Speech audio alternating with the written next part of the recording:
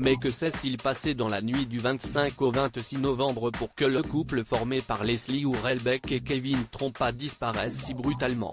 Les deux jeunes, âgés de 22 et 21 ans, n'a en effet plus donné signe de vie depuis cette date, inquiétant leurs proches qui avaient multiplié déclarations, battues et hypothèses ces derniers temps. Mais l'affaire pourrait bien prendre une toute autre tournure dans les prochains jours. En effet, ce mercredi, un jeune homme, Tom T., a été interpellé en Vendée par les enquêteurs. Ceux-ci auraient été interloqués par une différence entre ses déclarations et les bornages de son téléphone. Il faut dire qu'il était particulièrement proche du jeune couple, puisque c'est chez lui que les amoureux ont passé leur dernière nuit avant leur disparition. En effet, après avoir dîné chez un premier ami habitant à Prague, non loin de là, le couple devait dormir chez un second qui leur avait prêté sa maison dans le voisinage. C'est lui, donc, qui a été arrêté mardi matin et placé en garde à vue, selon le parquet de Poitiers. Arrêté au domicile de son père, qui a été perquisitionné, il a vu sa garde à vue renouvelée pour mercredi. Le père de Tom T. a par la suite commenté l'arrestation de son fils auprès de Ouest France, décrivant le chaos provoqué au petit matin. On se serait cru dans NCIS. Il y avait des flics partout dans la maison. C'était un sacré chantier, a-t-il expliqué au quotidien régional.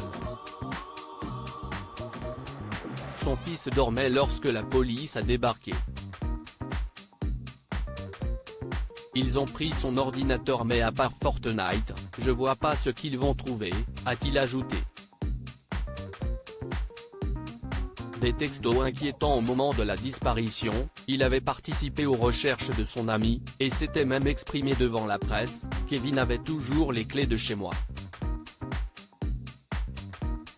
Moi, je vivais plus chez moi, je vis en camion.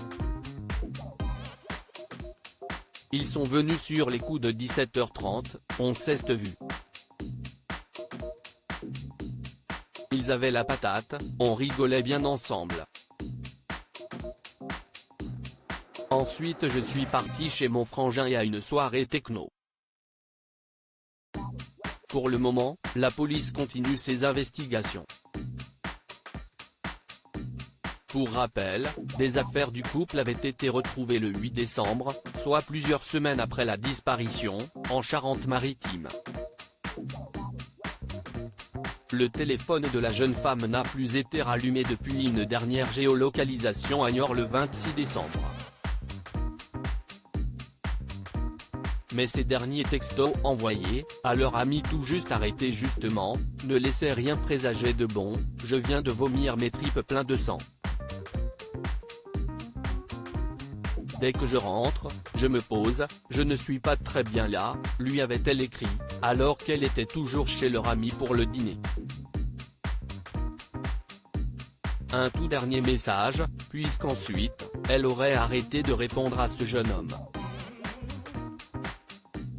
Je comprends que Leslie s'est senti mal et qu'elle a vomi, mais je n'ai pas plus d'explications.